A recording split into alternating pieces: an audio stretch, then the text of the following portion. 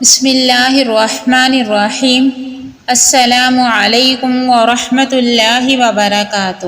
حضرت عبداللہ بن عباس رضی اللہ عنہ نے بیان کیا کہ نبی کریم صلی اللہ علیہ وآلہ وسلم نے فرمایا کہ شفا 3 چیزوں میں ہے: بچنا لگوانے میں، شہد پینے میں اور آگ سے داغنے میں، مگر میں اپنی امت کو آگ سے داغنے سے منع کرتا ہوں۔ صحیح بخاری حدیث نمبر 5681۔ حضرت عائشہ رضی اللہ عنہا نے خبر دی کہ آپ نے رسول اللہ صلی اللہ علیہ وآلہ وسلم سے طاعون کے متعلق پوچھا۔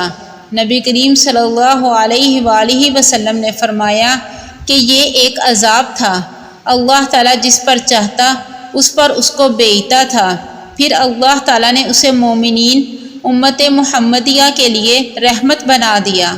اب کوئی بھی اللہ کا بندہ اگر صبر کے ساتھ اس شہر میں ٹھہرا رہے جہاں طاعون پھوٹ پڑا ہو اور یقین رکھتا ہے کہ جو کچھ اللہ تعالیٰ نے اس کے لیے لکھ دیا ہے اس کے سوا اس کو اور کوئی نقصان نہیں پہنچ سکتا، اور پھر طاعون میں اس کا انتقال ہو جائے تو اسے شہید جیسا ثواب ملے گا۔ صحیح بخاری حدیث نمبر 5734۔